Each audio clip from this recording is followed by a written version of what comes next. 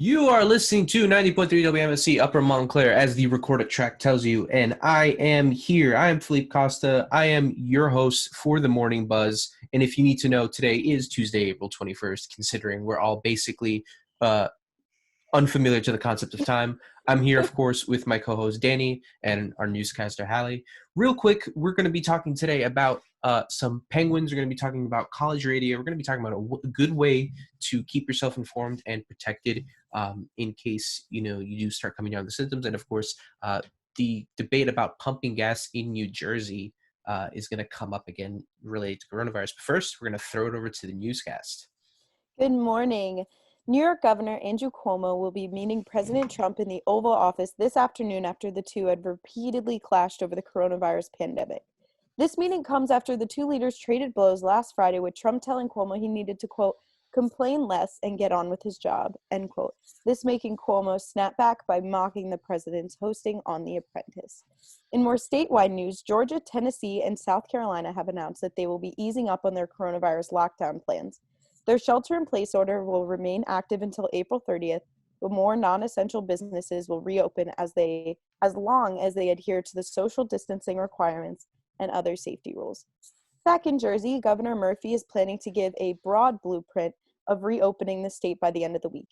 He plans to, quote, give principles that will guide us as we sort of put the pieces together to get back some new normalcy, end quote.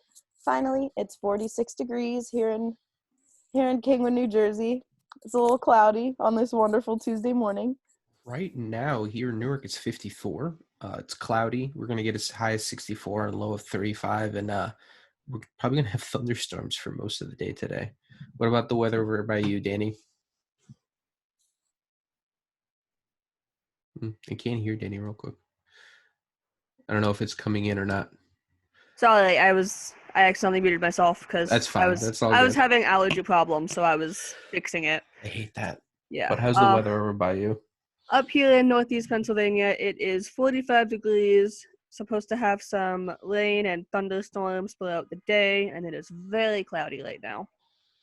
Yeah, it wouldn't be a morning buzz without some sort of technical issue, to be honest. No. Like it's always something. At least when we were in the studio, it was stuff we could expect in terms of our equipment. But now here, it's like we got brand new equipment in terms of what we use at home. So you never know when your microphone or your headset's just going to decide, like, nah, not today.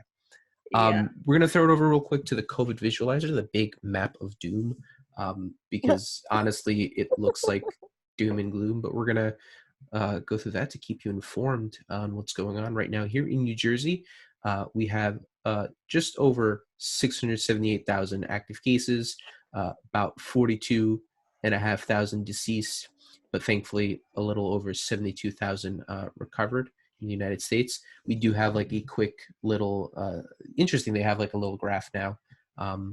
If we throw it over to, it's New Jersey instead of the United States, so my bad. But we're going to quickly throw it over to Spain, one of the other harder hit places. Just over 100,000 active cases, a little over 21,000 deceased, but on a good note, 82,500 recovered. And then we're going to switch over to Russia real quick, which is starting to feel the effects of coronavirus. We have over 48,000 active cases, 456 deceased, and close to 4,000 have recovered. So Russia is slowly starting to feel the effects, and it is a bigger country, so it's going to take some time for them to, really catch up to the rest of the world in terms of testing, in terms of results, and in terms of, really getting the numbers down. But more and more countries are being, very good with making sure they're, on top of everything, on top of testing, on top of, keeping people safe. South Korea has been doing very, very well in comparison to a lot of other countries. Sometimes the information from China, people say, may not be as accurate, but they've definitely stepped up in terms of trying to keep quarantine and trying to keep on top of things. But this is still an ongoing situation. So it's only going to get more and more difficult, and we're just going to, as a worldwide society, we're going to keep on track. But we're going to go real quick to this article from the Daily News, where Cuomo proposed hazard pay for coronavirus frontline workers. On Monday, specifically talking to the federal government, people like healthcare workers, firefighters, cops, and other people on the front lines. Um, to give them hazard pay, 50%, specifically emergency funding bankrolls a 50% hazard pay bonus for all workers that fit into the essential employment category. He said, thanks is nice, but recognition for their efforts and their sacrifice is appropriate. They're the ones carrying us through this crisis, and the government added, this crisis is not over. I agree. I mean, these people are very much working through a very dangerous situation. I mean, you Yes. step outside, even just us, if we have to go to the grocery store, have to go, I every month I have to go to CVS to pick up my prescription. Like, my mom I goes mean, grocery store shopping all the time. I do agree with it, but I also disagree with it to like an extent. So like I'm like half and half on it. Like yeah, they're working a lot harder than they would have been like had this not been going on, and they are constantly exposed to the virus every single day.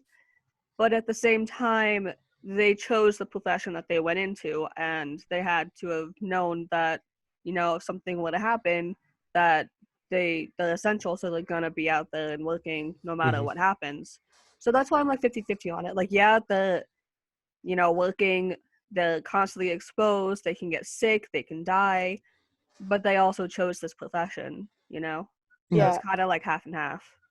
That's fair. And I get why you would like why you're taking that stance. I fully understand it, but I also come from a place where they probably didn't expect to be working back to back. And that's one thing that I'm looking at. A lot of my friends' parents work in the medical field, and some of them are like nonstop.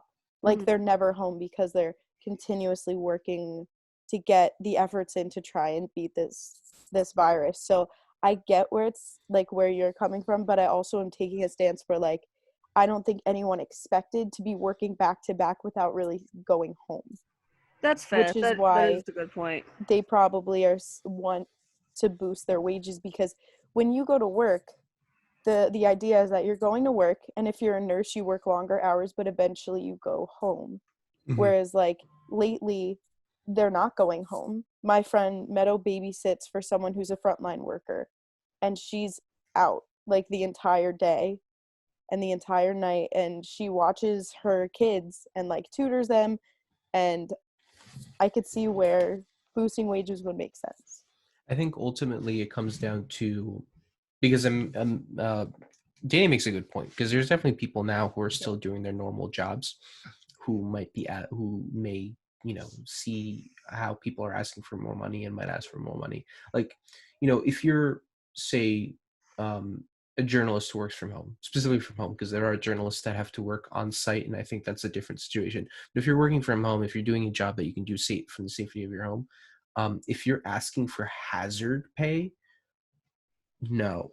If you're Yeah, asking I for agree with that. pay to reflect the extra work you're doing, yes, that I get. Like, we can attest here at the radio station that we're all working extra, and then this obviously isn't a paid job unless you're working on, you're someone higher up and actually on the staff of Montclair State. But we're doing more work than we normally do. So if you're asking for fair pay for the work you do, that's completely fine.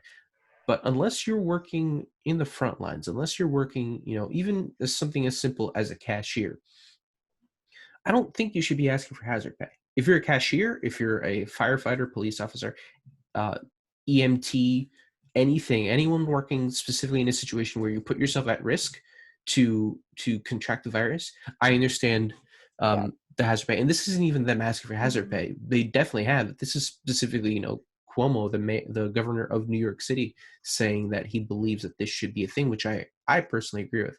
But I understand where Danny's coming from, because it can be so easy to label someone an essential worker, Mm-hmm. but that person might necessarily be in a situation where they put themselves in a hazard. I think the difference, like something that should be done, at least if this like goes through, there should definitely be limitations for it. Because like what they're gonna pay everyone hazard pay, and then as soon as it's over, like they're gonna go back to the original pay. And I already know up here in Pennsylvania, some of our grocery store workers are getting paid a lot more than usual. So like they're technically already getting some kind of hazard pay, and then they're just all gonna go right back to making what they were before once this is all over. And I don't know. Part of me, in my opinion, is like if the companies can afford to pay their employees that much throughout like however many months this is going to happen, then why can't they do that all the time? And then Hmm. that's going to cause an issue, and then more issues are going to come up. So that's why I was kind of like, I don't know if it's the best idea, but there should definitely be like some limitations on it. Like not everyone should get hazard pay. And the level of hazard too is different from work to work. Like if you're working at a grocery store, you are 100% still in a situation Mhm. where you can get infected. You're constantly interacting with people. Um, but if you're a nurse or a doctor who's with people who are, on ventilators, who constantly has to be, putting people on ventilators, taking people off ventilators, you are 100% more at risk than someone who's working at a grocery store. This isn't about comparing, trying to say like, woe is me, I'm not being able to, I'm not, woe is me, I'm doing worse than you are. Like no one's comparing these two people because I think we're getting to a point where we might pit people, at least in the media might pit people against each other. Mhm. This is a moment where people who are essential and people who are working these jobs, that whether they pose themselves a good risk or they pose themselves a massive risk, they need to band together in order to get Mhm. this kind of stuff happening. And then going forward, I saw some talk on social media about how wouldn't be surprised if nurses try to protest and unionize after this to get better benefits and to get better treatment, because nurses are already stretched thin before this pandemic. And I wouldn't be surprised if going forward, when people who were in these positions of putting themselves at risk try to, argue for more benefits and more rights, might get played as a villain for Yeah. using a pandemic to get a better wage and better benefits, because that's a lot of times what these storylines turn into. On one second, these people are going to be heroes, and these are going to be people that put their lives at risk, you know. Yeah. Mhm. Um, but then, like as soon as they try to get compensated and get rewarded for the good work they do, they're going to be seen as greedy, which is unfair because these people are coming day in and day out. Whether you're a simple grocery store worker working as a cashier, or you're a nurse, that a lot of nurses and doctors are becoming sick and even dying, I think you deserve to put your foot down once this is all over and say, like, all right, we've been through it. We've gone through the storm. We need to do something about, the risk I took and what I should get in return, because I think that's fair personally. Definitely. I agree with that. They should, like, especially nurses, like, they're going through a lot right now. Like, I personally know a couple of nurses, like, oh, and doctors. So, like, I can't even fathom everything that they have to do. Like, they don't get a break at all. Yeah, Yeah. I have a friend who's not even he's works on the front line. He's an essential worker, but he's not even a doctor. He works in the hospital basically at the front desk, intaking patients, putting their information in, and he is, he's at risk every day. Every day, a lot of days he has to wear those smocks and the N95 masks and everything like that. He's not a doctor. He's just a simple guy working Hmm. at the front desk, and he still has to be intense protected, because that's just how hospitals move on. But let's jump to this next story, which is connected. Um, there's an emergency room doctor, 30 years experience, was volunteering 10 days to help at the Bellevue Hospital. And he said patients were seeking help for a bad fall where someone stabbed the shoulder, and then you'd get the CT scans would show that they would have COVID-19 pneumonia, but not show any symptoms of pneumonia specifically. So Uh-huh. for people who are listening at home and watching at home, don't know, pneumonia is a lung infection where you get the air sacs inside the lung fill up with fluid or pus. You get stuff like chest discomfort, pain with breathing, other breathing problems. But the difference with COVID pneumonia is that they don't feel that shortness of breath. Their oxygen levels are still going to drop, but you have to go through X-rays to actually see those problems going on.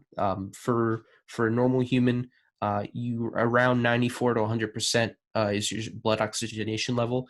The doctor specifically said that he saw patients with oxygenation levels because of COVID pneumonia as low as 50%.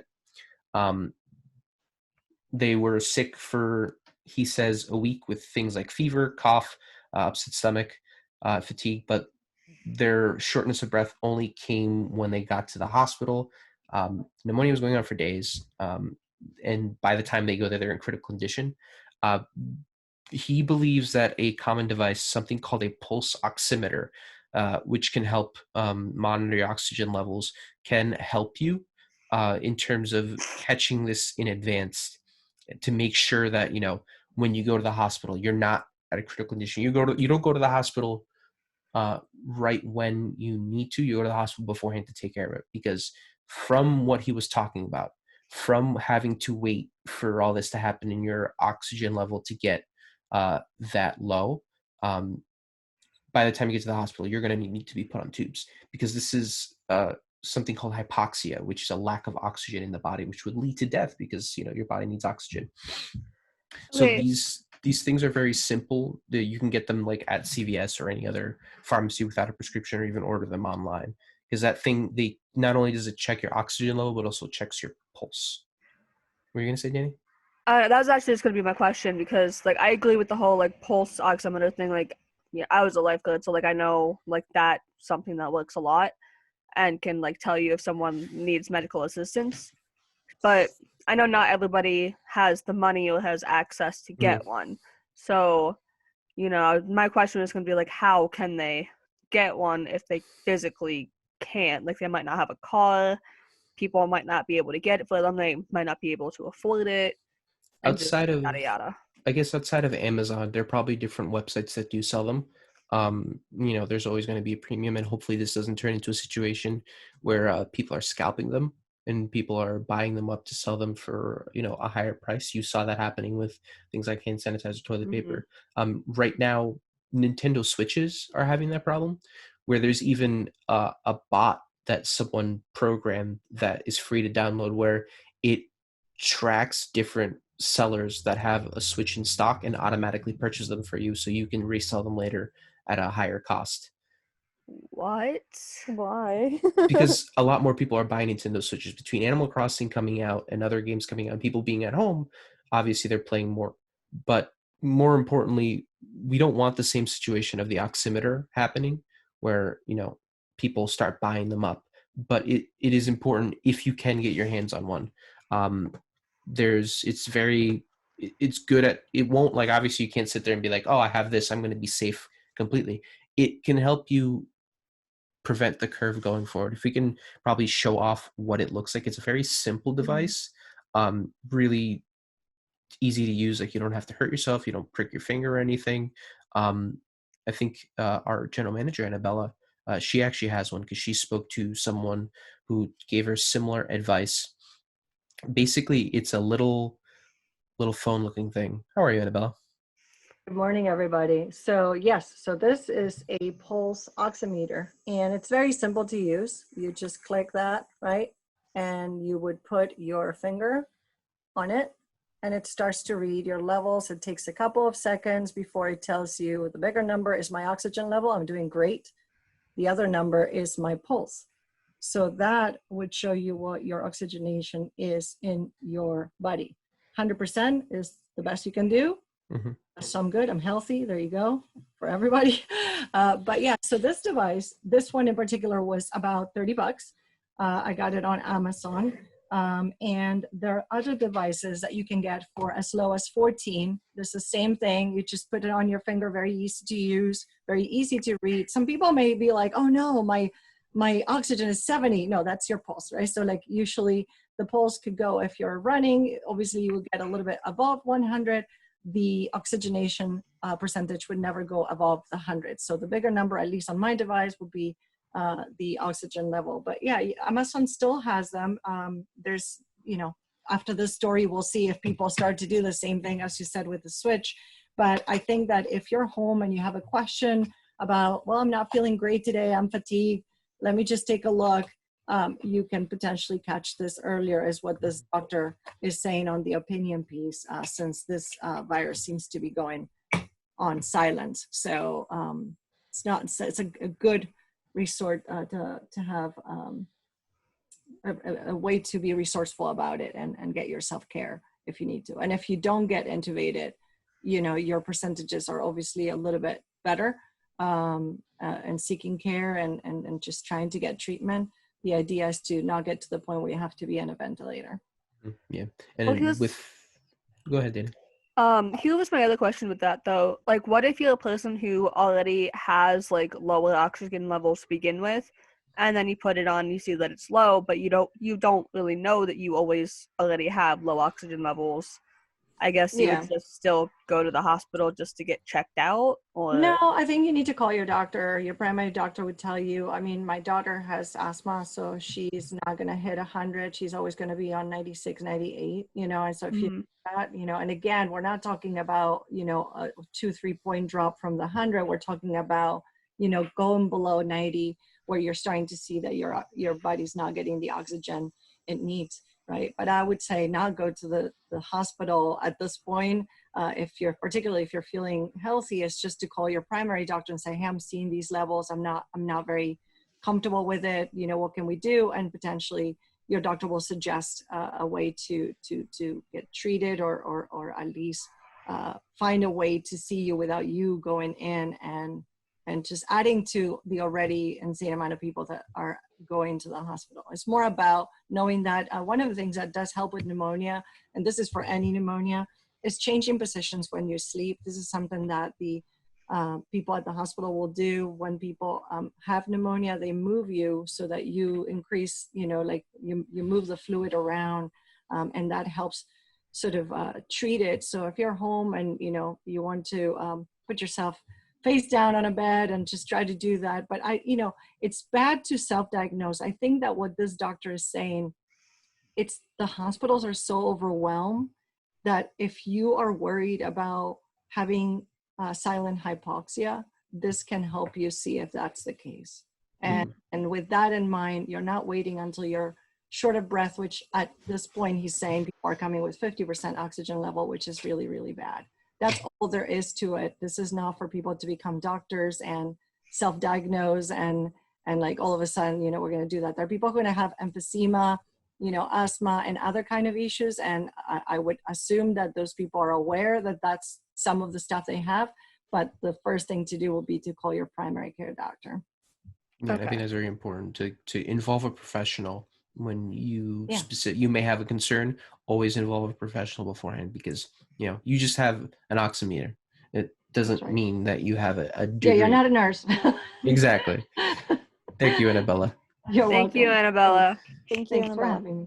Yeah. Make sure to, if you do get one of these, make sure to, you know, follow the advice our general manager said, to consult a professional if you do have a concern, because our hospitals are already stretched in. But we're gonna connect to something relevant in terms of you know, flattening the curve and social distancing. We know here in the state of New Jersey, we don't pump our gas. The reason for the law is you know, close to a century old. We can talk about that another time, just about, you know, why the law came about. That's not really relevant right now. I think the relevant part is where we have this article from. It's an opinion piece from 101.5, a local radio station. Time for New Jersey to allow us to pump our own gas. The argument being, think of, this is from the piece itself. Think of the station attendant who can't maintain social distancing while taking your order. What about when they handle your possible virus-filled money or credit card? And according to WCBS2, there's a lot of gas station employees that are quitting because of that. You know, there's a government shutdown going on where we have there's a government shutdown, quite obviously, in an age where we can self-serve everything else in New Jersey from fast food department stores. It's not fair that gas station owners are not permitted to allow their customers the same convenience. Now it's also dangerous. So I understand the idea there. You know, you have these gas station attendants who are going to be you know, pretty consistently outside. They're going to be touching the pad. They're going to be touching the you know, the gas pump, and they're going to be taking your money or your credit card, of course. But my thoughts go back to that's just one person touching the same thing over and over again, right? Though they obviously, if you're a responsible owner of a gas station, you're going to provide your gas station attendants with gloves and masks, or even um, getting cloth masks right now is pretty easy. The point of people, your lay person getting a mask outside of a hospital is to prevent them from spreading things, and people who are driving up to get their gas should also be wearing a mask. I feel like if you were to self-serve, you put people at risk, because it goes from one person who may handle your money, um, back and forth. If they're protected, and if they're, not, touching everything, coughing in it and everything, especially if they have corona, that limits the amount of contact. If you go to a gas station, not as many people are going, of course, but think about it. I go fill up on gas. You go fill up on gas, Hallie. Danny goes and fills up on gas. Annabella, Ryan, Amanda, say the entire radio station for some reason goes to the same gas station.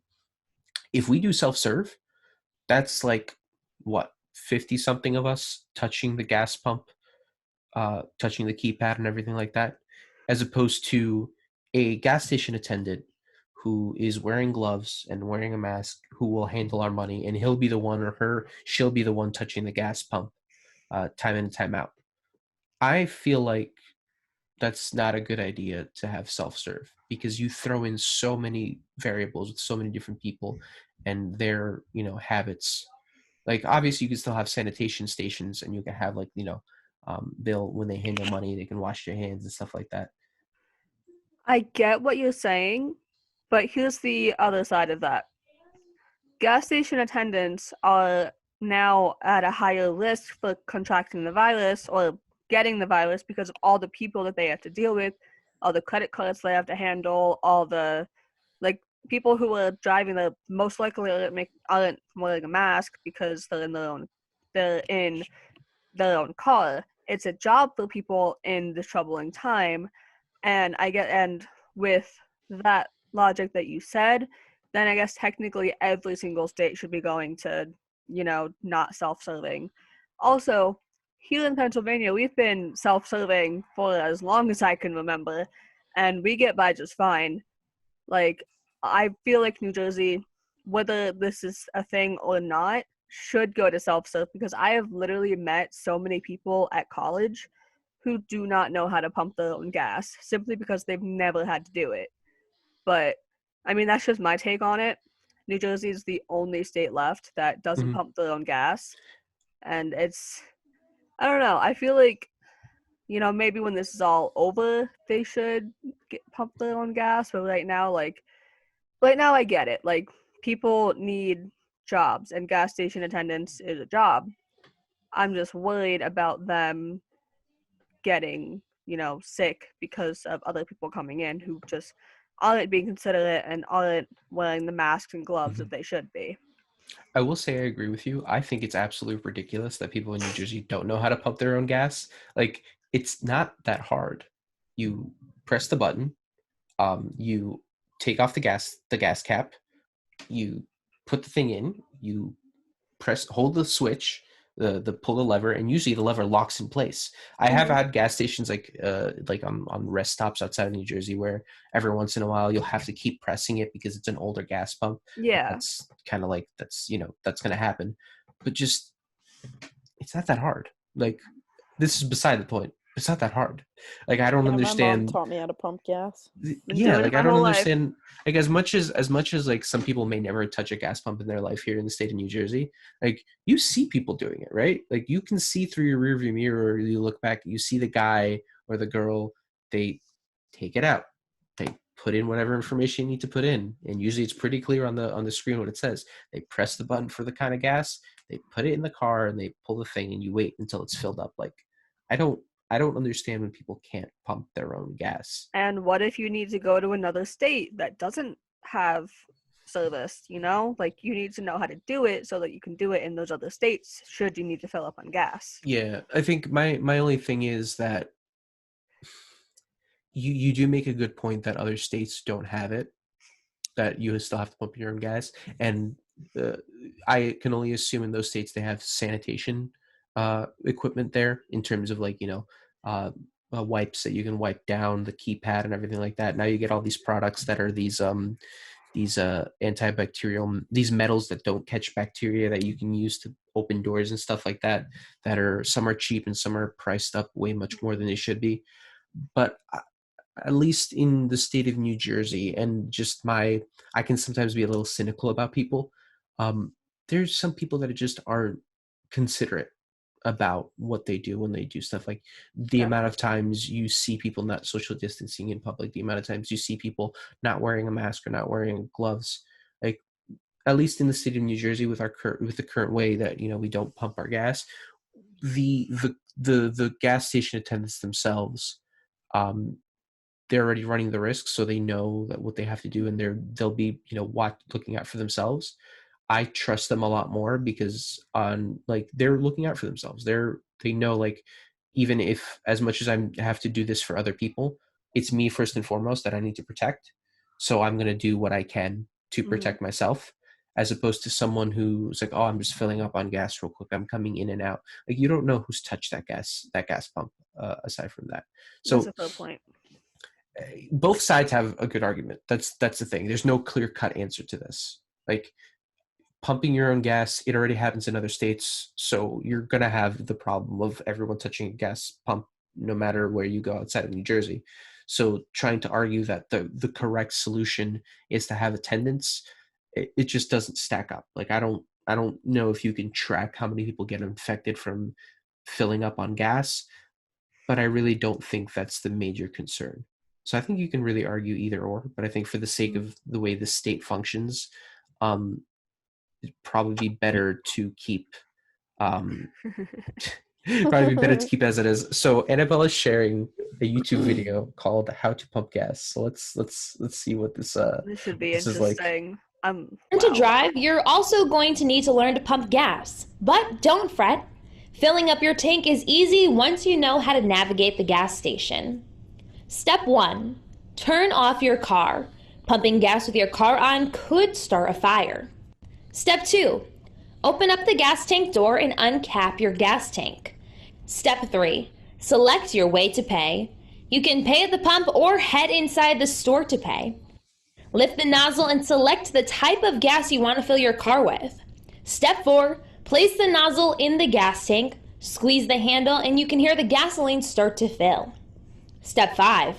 Once the tank is full or you've reached the amount you've prepaid for, the gasoline should automatically stop flowing.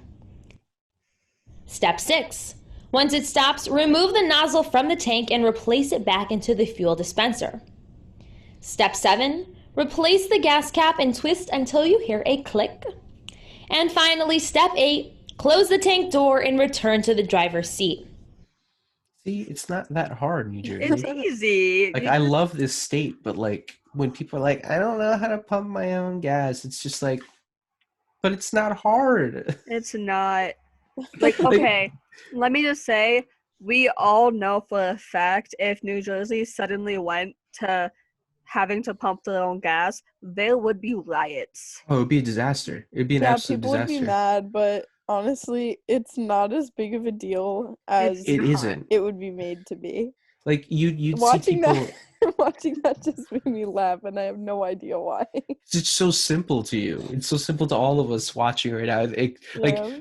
It is nice to have the service at a gas Right. station because they do clean your windows and everything. And obviously, Sometimes. if you're a reasonable person, you will tip the gas station attendant, because I've seen people who get their windshields cleaned and they don't tip the gas station attendant. And I sit in my car and I'm just like, are you a psychopath? Yeah, the Yeah. gas stations where I live, they don't do that. They're just very entertaining people. Like, I'll go down to the one in the nearest, so I have one that's like 5 minutes from me. I'll go down, and they all know me because my dad's the mechanic for basically the entire town. So they'll be like, "How are ya?" Da da da, and it's always a party. So I mean, there's that. I remember I one time went because I hadn't washed my car in some time, so like there was some stuff on the windshield and everything, and the gas station attendant cleaned my front windshield and rear windshield. I didn't have any cash. Like, Yeah. I felt like the worst human being possible for not having cash to tip the poor man. And like I sat there and I told him like, I'm so sorry. I don't have any cash on me. Like I can't give you anything. And he's like, no, it's fine. Like I to this day I still feel horrible. And this was like close to a year ago. Um Yeah, so if I ever have cash, I always tip the gas station attendants in New Jersey because it's just like it's the right thing to do in my opinion. And then if I yeah, don't have cash, then like I feel bad, like I really do. exactly. I had a gas station attendant teach me how to open my gas cap because I don't. Well, okay, it sounds stupid, but when I was in high school, my senior year, I had an issue with a few people, and they threatened to vandalize my car. What? And you know that the worst thing you could do is like put water in your gas tank. Yes. So there's a lock on my gas cap, and I couldn't open it, and I could have given that gas station attendant like 10 or more hugs because he taught me how to open my gas cap because it Oh my was God. locked and I couldn't figure it out. I felt so bad, but he was like, "Oh, it's fine." I'm like, Yeah, because it's the same thing Wow. as when you go. Patient. It's the same thing as when you go to a restaurant and something. You always want to do the right thing. These people are doing a Yeah. service for you, and especially with restaurant workers, they only get so much on their paycheck, and a lot of their money comes from tips. And I can imagine that they get a lot of money at gas stations for tips.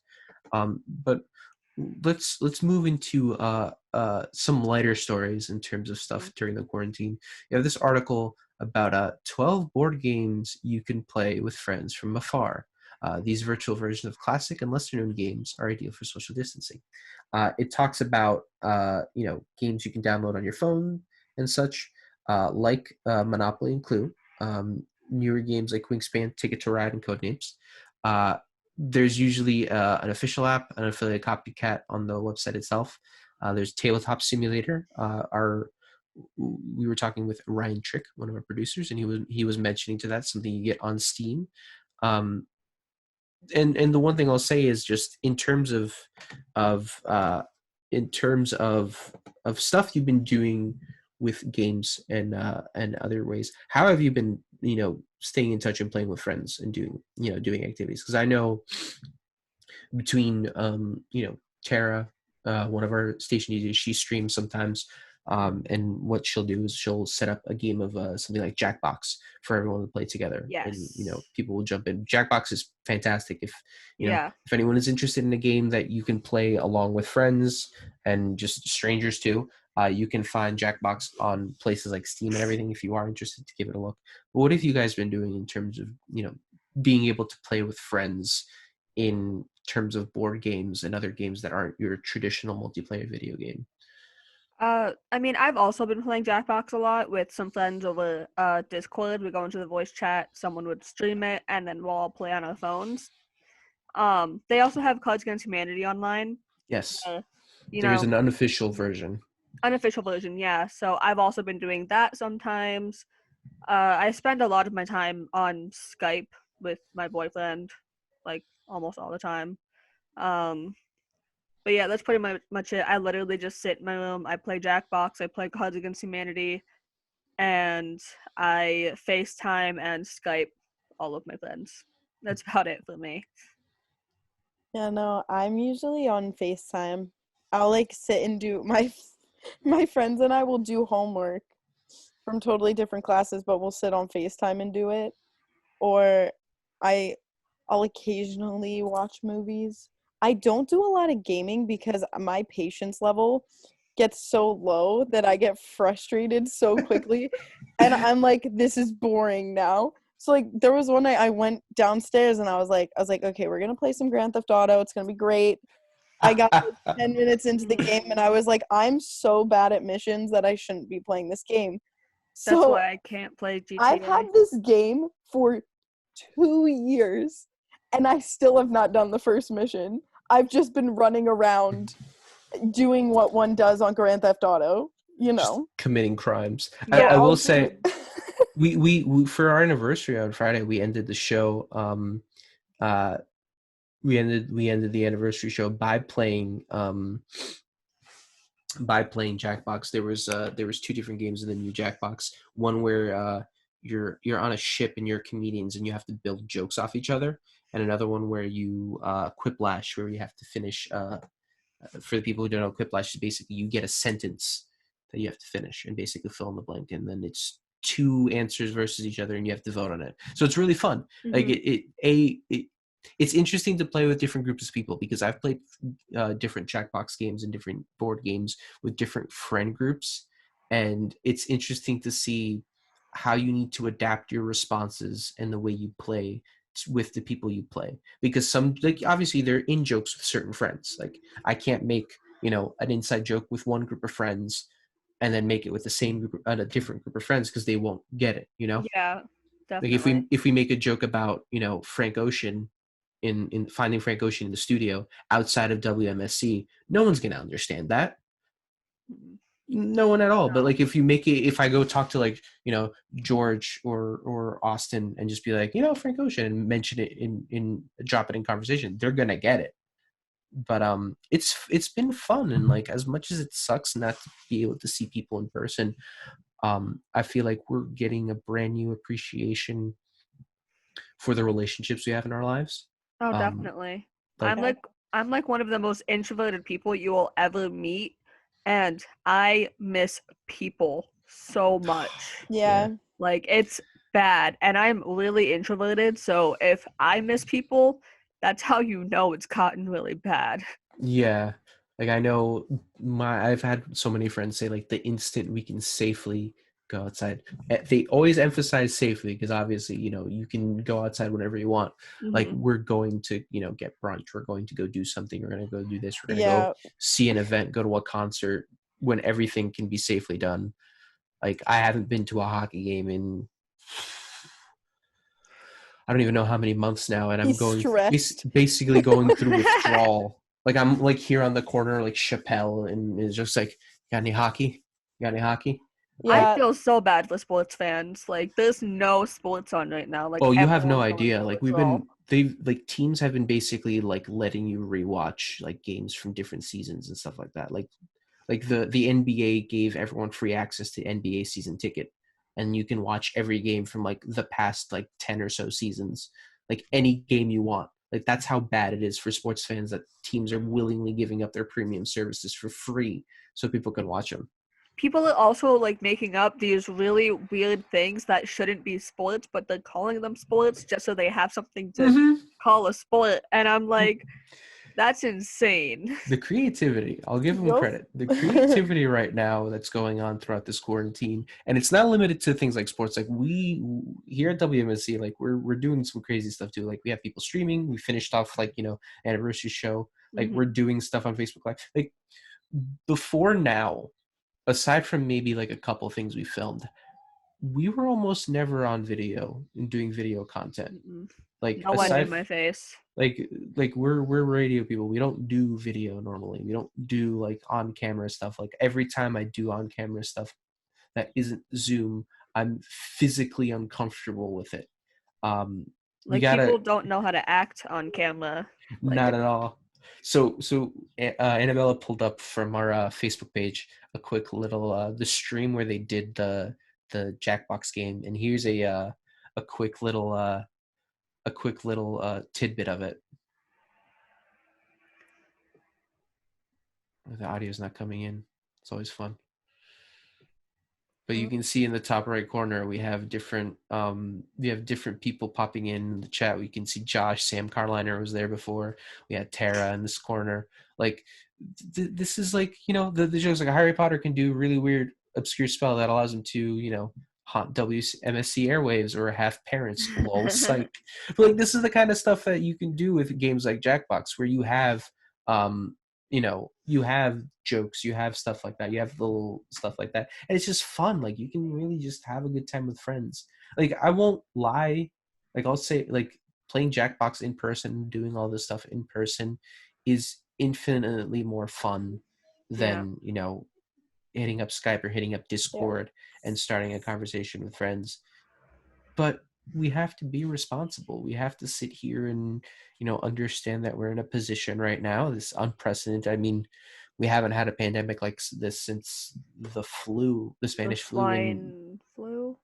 There was a swine flu too. there was a swine flu, but it never got to the point where we had to isolate and quarantine. That's true. They didn't make it as much of a big deal. Like, it was contagious, but And there were deaths. Like, we can't, Yeah. we can't, like, lowball it. But we never had to quarantine like this. I never had to go into my room and set up like a folding table to start doing work and stuff like that, because that's what I do for the radio station.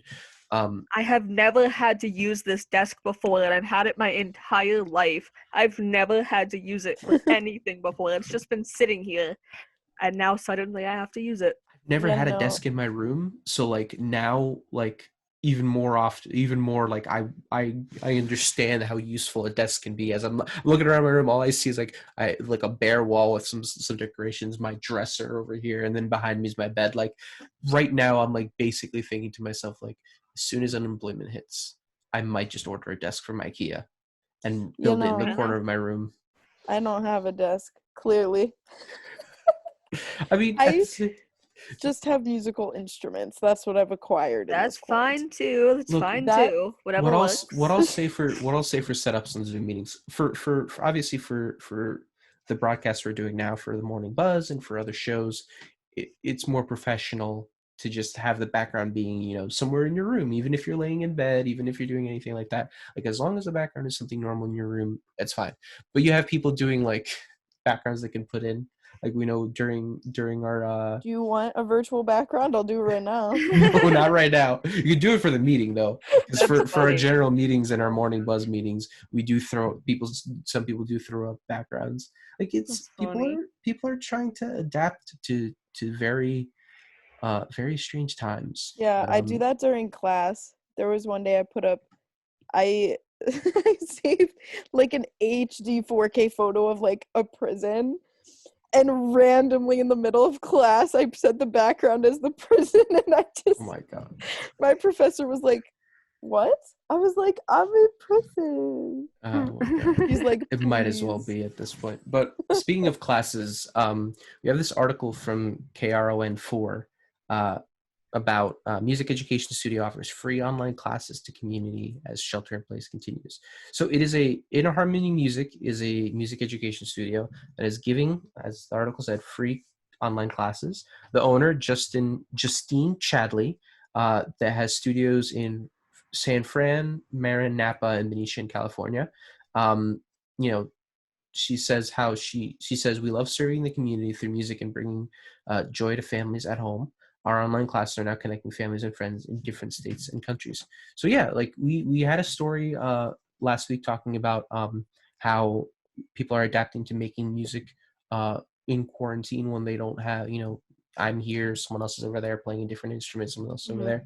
And now we have people giving free classes, and we have different institutions and businesses are giving free classes. And I think this is great.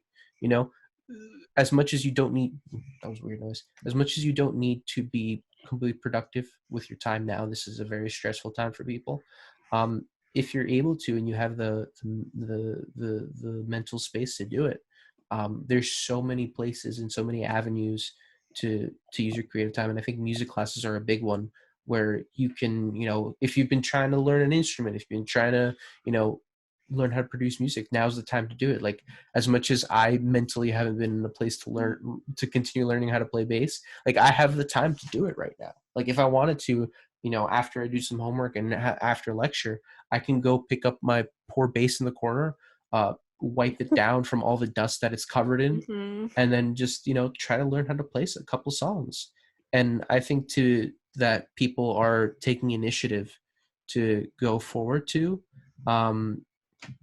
taking initiative to do these different things. Like, this is the perfect time for people to be stepping up like this and to be offering their help and offering their expertise. I definitely need to restring my guitar, because Oh my like god. it's been sitting in my closet since I was like 15, 16. I played it a couple times. I learned a little bit when I was like 15, 16. And then, I just kind of forgot about it because I was like, oh, I'm never going to get good at guitar. And Oh, then I yeah. brought it out again. I like tuned it up, but it still sounds off because I need to restring it. I know mine. Yeah. I don't know if mine needs restraining because I've never gotten that much expertise in guitar, but it definitely needs to be tuned, and the neck might need to be uh, messed around with a little. Readjusted. Yeah, but I'm not doing that because That I do not trust happens. myself. I don't know how to Getting do the anything. neck and fretboard adjusted is that's part of the reason I actually my parents they didn't need to. They didn't need to. I was like, we could just go pay to get my acoustic guitar fixed. They're like, no, we'll just get you. So now I have an electric acoustic, thank God. And like I have to get it restrung eventually, but as soon as like the fretboard and the neck start like acting up, it's so hard to try and just get anything done. So I feel that. Yeah, I'm and like, taking this time to learn banjo, so there's a lot oh my going on. God, that's kind of amazing. I Banjo? haven't picked up my banjo since 8th grade. Um You have a banjo. actually that's a lie. Yeah. I played it so I had this idea. I was like, I'm going to learn all these instruments. And I got a banjo because I was like, Dad, I was like, I'm telling you this is a great idea. If we just get it, I'll learn it. So eighth grade comes along and I'm in the rock band. So we did Best Day of My Life by American Authors. And I learned the banjo part. What you need to do is after the show is done on social media, either a video or even just a picture of your banjo and post that up, Yeah. tag WMSC so we can see just the banjo. Pixel, Yeah. it didn't happen. Literally, Exactly. I haven't really like played it probably since 8th grade. I played it in our drumline show when we did Sherlock Oh my instead God. of the violin part. So I Sherlock? played it at the end. Yeah, we did a Sherlock show for the indoor drumline. We're doing that show, Sherlock. You know, It was actually dope. We won I can championships 2 years that's in a row. Oh awesome. my God. But It was see, so cool. that's the one thing that you can find. Like, you need to find a silver lining amidst the difficulties going on, and being able to, being able to sit there and find something that you may have rediscovered and something that you may not have had the time or even the mental space to do it. To be able to sit there and do that, like, that's awesome, and that's something that Yeah. if people can do it, they should, but people shouldn't be forced to try to do productivity. Like, there's all these stuff on social media like, oh, this is the best time to be productive. It's like, it's not. It's just stressful, so people are losing their minds. So You have let to them do Yeah. what's best for you. Everyone has to do what's best for themselves and their mental health. No one else mental can health decide. first. No one else can decide. that for Exactly. them. Mental health first, then you pick up an instrument. Mhm. Like, if you want to learn how to do the French horn, learn how to play the French horn. Maybe find the French horn to begin with. But we're getting Maybe close to figure the out which one is the French horn to begin with. I don't Yeah, even know that. it's the circle one. Before we wrap Anyway. up, we have one last little story to talk about. It's a picture that went pretty viral. Penguins. Yes, so photographer captures moment two widowed penguins enjoy the Melbourne skyline together. So wildlife photographer took a picture. Tobias Baumgartner photographed the two penguins, Melbourne suburb of St. Kilda, back in 2019. But it wasn't until yesterday that the incredible snap went viral after it was shared on Twitter. He shared on his Instagram page last month. Said that the two penguins had lost their respective partners and had been watching the dancing lights of the Melbourne skyline together. And this is what the author wrote. During times like this, the truly lucky ones are the ones that can be with the person, people they love most. I captured this moment about a year ago. These two fairy penguins poised upon a rock overlooking the Melbourne skyline were standing there for hours, flipper and flipper, watching the sparkling lights of the skyline and ocean.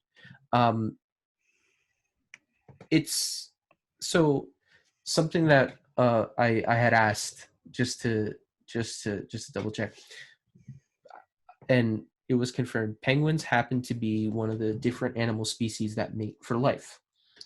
So just seeing that, I'm trying not to tear up. Poor penguins. Don't do it. I'm on screen. I'm not gonna do it. But it took him 3 full nights to take the picture. The Tobias Baumgartner said, I spent 3 full nights with this penguin colony until I was able to get this picture. Between not being able or allowed to use any lights and the tiny penguins continuously moving, rubbing their flippers on each other's backs, and cleaning one another, it was really hard to get a shot, but I got lucky during one beautiful moment. I hope you enjoy this moment as much as I did. Um, like that is just too much to It's handle, wholesome. and like to see something like that, like I don't know, like and there's I will always see animals as some of the most amazing things that we have on this planet, and it's always unfortunate when people, um, you know, people kind of hurt them. But yeah, just like this image of it's kind of like what we need to be doing, not to get deep Not with yeah. everyone, but you know these are we don't give animals enough credit for the kind of emotional level that they can get. When a dog, Yeah. when a dog's owner passes away, the dog can tell, the dog can be sad. Mhm. Where my mom works, they had two cats. When one of the cats passed away, the other cat was for a long time very depressed Yeah. because she lost basically her sibling. They were from the same litter too. So it's a very nice picture, and it's a very nice note to end on, because Yeah. it is hard to kind of like talk about. Like, we start the show always with news about the coronavirus, with the COVID visualizer, because as serious as the news is and as difficult it is to talk about, we need to talk about it. We need to be able to sit there and be informed and understand the information going on, but we don't have to saturate people with it. Just a quick, Annabella dropped some knowledge on us. Penguins are primarily monogamous, however. Some species, like the emperor penguin, are serial monogamous, meaning they partner with one mate for a season rather than for life. Monogamous species include African and Magellanic, Gentoo, and royal penguins. So yeah, some Interesting. penguins stay together and are monogamous. Other penguins are just straight up like, it's cuffing season for them. That's a good way to put it. It's cuffing seasons for the emperor penguins. But there is there's resources that you can see, like which kind of animals mate for life, because there's a surprising amount of animals that do mate for life, and it's always cute to see them. It's always kind of sad when one of them passes away and you're like, oh no, they're left by themselves. Yeah, it is very sad, and like we don't usually think of animals to mate for life because we think of them as breeding with other animals of their species and then, having young. We don't really think about it. Yeah, we don't really often. think of animals having higher functions like humans do in Yeah. terms of emotions. But we're here getting towards the top of the hour. I want to thank, of course, my co-host Danny and our newscaster Hallie for being here. I want to thank, our general manager Annabella, our engineer Adam Goldberg, of course, the Morning Buzz producer Jeremy, Ryan Trick, and Amanda, of course, everyone that's working here at the Morning Buzz, and of course everyone working at the radio station, because this has been a difficult time, and for us to be able to work together and put this all together and still put out content and still be able to be on air talking to people, giving people something to watch and something to listen to, it's hard work, and the fact that we're able to come together and do it and not complain is great. But you were listening to 90.3 WMSC from Montclair. This is the top of the hour. It has been the Morning Buzz, and on behalf of everyone here and everyone at the station, I hope everyone has a great day, and we'll see you tomorrow again at 9 a.m. on Facebook Live, WMSC, and iHeartRadio. So I hope everyone has a great day, and check out those penguins.